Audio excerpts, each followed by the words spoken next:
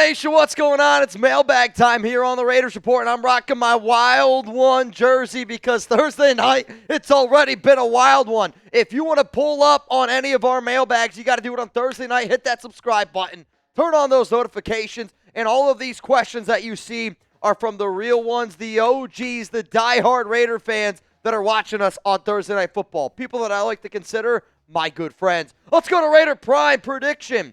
Team wins Mo games, and we trade up into the draft. I think no matter what, the Raiders are going to get a quarterback in this year's draft.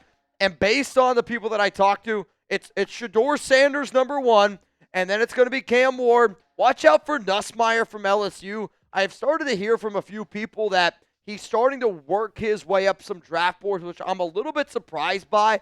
I got to watch a little bit more tape on him, but I agree that the Raiders are going to do everything in their power to make sure they get a QB. Now, man's been a wild one. There is no question that Sanders will be our quarterback next season, even if we win from here on out. If you haven't watched the video that I made earlier in the week, when you see what Mel Kiper has said, what Max Crosby has said, Mark Davis has said, Tom Brady, when you add everything around the Raiders and then you put that together with Shedeur, Dion, a lot of the things that those two have said, I agree with that man here. I really think Shedeur is going to be the Raiders quarterback next year, no matter what. Tony, Mitch, would it be possible if Shedeur and Dion come as a package deal? No. Dion's going to stay in college football. Quite frankly, I think he's going to make more money if he stays in college. Like, Dion will never not have a job in college football. If he goes to the NFL, there's a chance that he doesn't. Because if Dion's the head coach at any college football program in the country, that program will be successful because people know that Dion's going to be able to help you get to the league. And if I'm Dion at this point, I'm like, why would I not want to stay in college? I mean, there's a lot of coaches right now in college football. They got a lot of better gigs than a lot of the guys in the NFL. Let's go to L.A. Divine. When is Michael Mayer returning? This is a tough question still, but the expectation based on what I hear is that the expectation is that Michael Mayer will be back after the Raiders bye and that he is going to be back for the Week 11 game against the Miami Dolphins. Now, again, we have not really heard too much about Michael Mayer. If I'm Antonio Pierce, Tom Telesco, like, it can't just be we don't really have an update, or Antonio Pierce kind of says this a lot, it's status quo. It can't be status quo anymore. Mayer's been out since week 3. I don't know exactly what the situation is around Mayer, but he also has a job to do. And when you've been away from your job as long as what Mayer has, I'm not being insensitive. But there's also, like, I think a lot of people have dealt with some crazy shit. Like, Nabman's dealt with his stuff. I have dealt with my stuff. You know, y'all have probably dealt with some of your really, like, crazy shit in life. Life happens. I get it. But you also have a job to do. And Michael Mayer needs to be able to show up Week 11, and the Raiders need to make sure that he shows up Week 11. So based on what I hear, he is expected to play Week 11. So how about this? Give me a yes, give me a no. This is going to be the pinned comment here on today's show. Will Michael Mayer play Week 11 against the Miami Dolphins? Give me a yes, give me a no. Let me know your thoughts down in the comments section. I'm going to go with yes because everything that I hear, everything that is being reported sounds like that we're going to get 87 back. And if Scott Turner wants to be able to gain confidence in the nation, if Antonio Pierce wants to be able to gain some confidence with the nation, how can we not figure out a way to use Brock Bowers and Michael Mayer when we don't have Devontae Adams? The top 3 targets on offense should be Brock, Jacoby, Michael Mayer. That's your homework assignment for Week 11 for the Raiders offense. Let's go to Seth. Mitch, will we keep Jacoby for next year?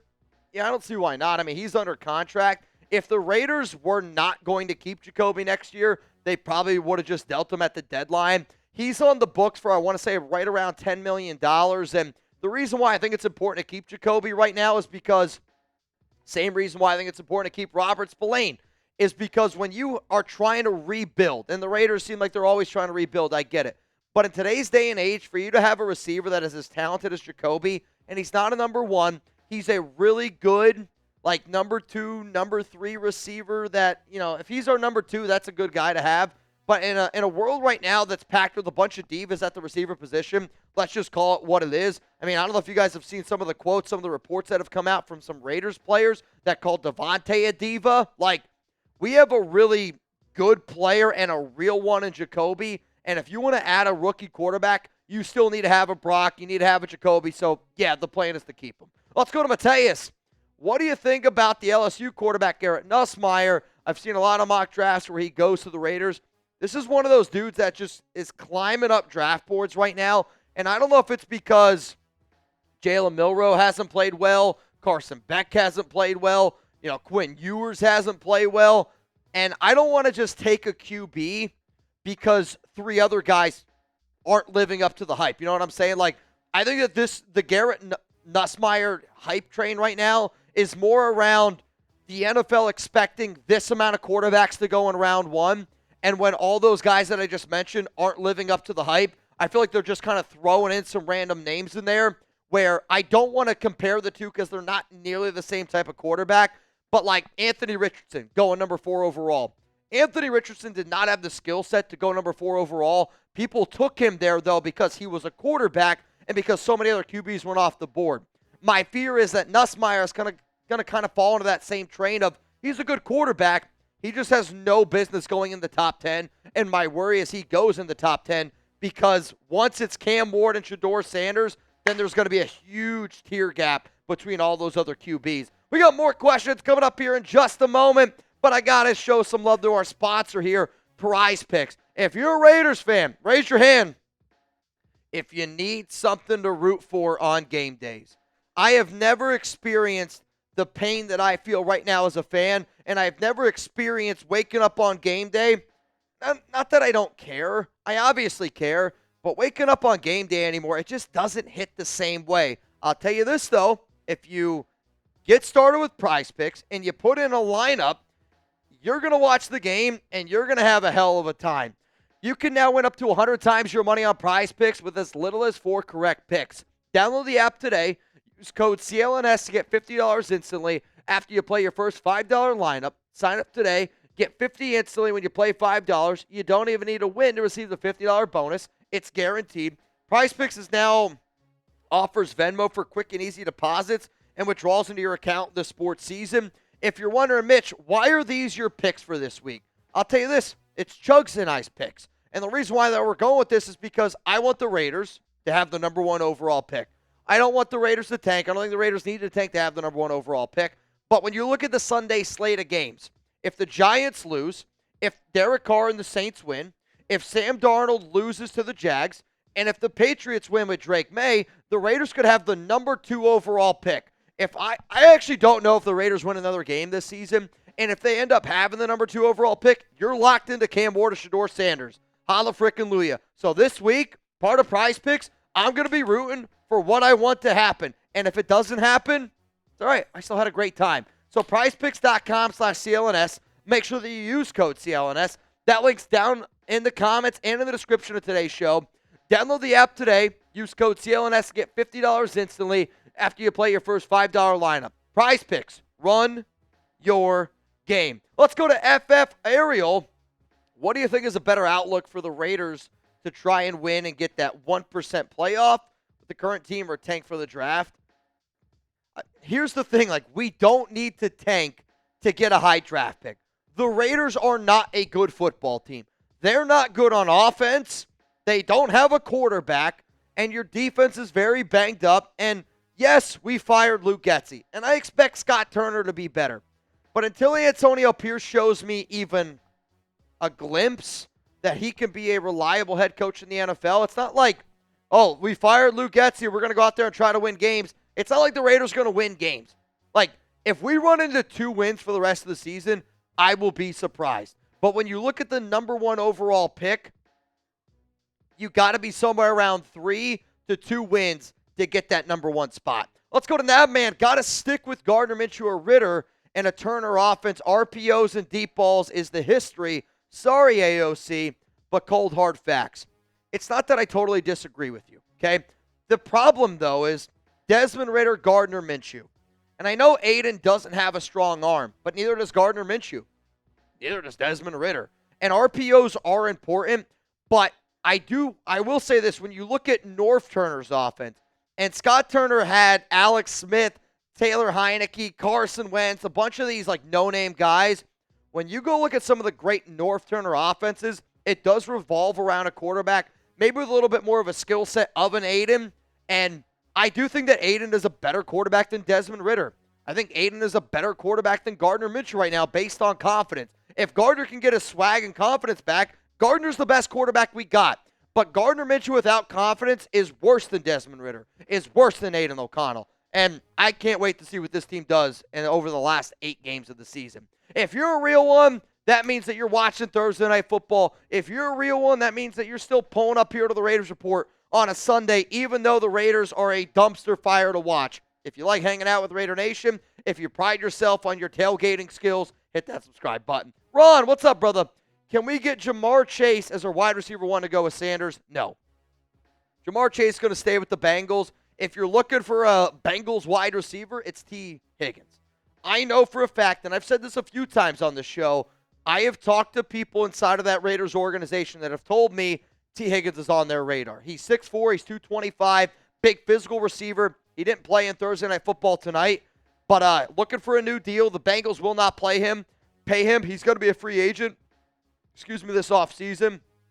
If the Raiders offer a contract to any receiver this offseason north of $25 million per year, mark my words, it will be T. Higgins. Let's go to HYE. Mitch, why aren't we extending any players that will be free agents? You want the honest answer? And I kind of laughed because the amount of people that are like, Mitch, you're telling people that Mark Davis is the one that fired Luke Getsy when Antonio Pierce said it was his decision. Think about what you're saying right now. It was Mark Davis's decision to move on from Luke Getsy. I'm not saying Antonio Pierce didn't have any influence in it, but I'm telling you, Mark was like, you got to do this. The reason why the Raiders aren't extending any guys right now is because they don't know if any of the people that are making these extension decisions are going to be back next year. I am about 98% confident that Tom Telesco will be back. However, though, does Ben Johnson, does Mike Vrabel, does Zach Robinson, does any of our potential new head coaches next season, does any of our new, even DCs, if you're bringing a new head coach, probably going to get a new OC, probably going to get a new DC. If you give a contract extension to those players without the new head coach's, approval, and it's a very difficult situation that the Raiders are in right now, but that's why not a lot of extensions are getting done right now. The only player that I say you could get an extension still done is Robert Spillane, and that's just because of how important he is to this team and how much Max wants Robert to get an extension. And if Max wants it, Mark listens, and it usually happens. Alex, what's up, man? How has Tom Telesco done so far, in your opinion? Thanks for the content, guys. I mean, realistically, I don't think Tom Telesco's done a good job at all. And this is is it Mark telling Tom not to spend any money, or is Tom doing what he feels is best? Because if Telesco was the guy in the offseason, he went out and got Gardner Minshew. That was a disaster. Went out and made sure he re-signed Andre James. That's been a disaster. When you look at the draft's solid. Brock Bowers is the real one. Jackson Powers-Johnson looks like a good pick. DJ Glaze looks like he's going to be a good pick. And then after that, some unknown question marks, no doubt about it. But, what was the biggest question mark this offseason? Can the Raiders find a quarterback? Can this offense get on track? This offense might be worse than it was last season, and I've been putting a lot of blame on AP. AP deserves blame. Put a lot of blame on Luke Getsy. Getsy deserved blame. But Tom Telesco's been kind of skating by a little bit without any blame. This is a team sport, and Telesco deserves a lot of blame as well. Let's go to Bryant. What's up, man? What grade would you give the Raiders during the trade deadline? I mean, they traded Devontae, but that wasn't even during the trade deadline. How about this? I was actually going to say grade it, so Chugs is way ahead of me. Get your red pens out right now. I want you to grade the Raiders during the trade deadline. A, B, C, D, or F. Let's do this. You're going to get hit with a YouTube ad break. We'll put a break in. After that ad break, I'm going to give you my grade on the Raiders at the trade deadline. I'm going to give the Raiders a D grade at the deadline. Even though they didn't trade Devontae, you still moved on from him, so you got a little bit of extra draft capital. However, though, 2-7 football teams should sell. 2-7 football teams that sold probably their best asset on offense in Devontae should have sold. I don't know why the Raiders did. I shouldn't say. I know why the Raiders didn't. Antonio Pierce knows his job's on the line, and the Raiders know that if they want to keep a lot of their jobs, that they can't just trade away all their assets. I think what you saw at the deadline was proof of they know that this coaching staff has a chance to not be around next season, so they need to win. But 2-7 football teams with the amount of free agents that we have, especially the amount of good potential free agents that this team's going to have, if you don't give those guys extensions and you just let them walk, like that's not how a good organization works. So for that reason, I'm going to give them a D grade. Let's go to Just. If the Raiders win out and the player value goes up, the Raiders will be able to trade up and draft Shador. The Raiders winning out and you go 10-7, I don't know if you're going to be able to get Shador then, because then you're going to be picking in the 20s. But let me just tell you this. There's a better chance that I have a slow dance with the Easter Bunny and Santa Claus at my wedding than the Raiders winning their next 8 games. That I guarantee you. What's up, Jerry? We should get Brian Flores and Eric Bieniemy next season. That duo would be legit. Brian Flores is, I think, proved that he's a great defensive mind, and he will be somebody that at least gets some attention. The reason why Brian Flores, though, will never be the head coach of the Raiders is because Flores has a bad relationship with Tom Brady, and Brady's going to have a lot of decision-making capabilities. The other reason why Eric Bieniemy's never going to happen here for the Raiders is because of Eric Bieniemy's past with domestic violence, and because the Raiders have that rule with the Bilenikoff's daughter. Bieniemy's not going to happen, and Brian Flores is not going to happen because Brady and Flores don't get along. If you don't know the story behind Flores and Brady, Flores got fired from the Miami Dolphins gig, and the Dolphins ended up losing their draft pick because the story is Tom Brady, Brian Flores, and the owner of the Dolphins, whose name I can't think of right now, business school is named after him at Michigan. They all got together on a yacht. They had a few words. Some things were said, and apparently didn't go Stephen Ross. I know this. Brian Flores hates Tom Brady. And I don't know what Brady's relationship is, but Brian Flores ain't coming here, and neither is Eric Bieniemy. If I missed your question, I apologize. Blame Chugs. You can always hit me up on social media at Mitchell Renz 365 on Twitter and on Instagram. I promise you, this is the time of the year, especially when the Raiders are as bad as what they are, that I really try to do my best to answer questions. I'll be very transparent. When I answer questions anymore, it's usually when I got some free time on my hands. If you're ever a giveaway winner, if you're ever watching the show and you end up winning the prize, make sure you follow Chugs. That way you can claim it. We put out a lot of content here, and I always appreciate the real ones. So, seriously, shout out to all y'all for still pulling up to the show because I know how difficult this season has been. I'm going through it just like y'all, and quite frankly, I need you maybe just as bad as y'all need Chugs tonight.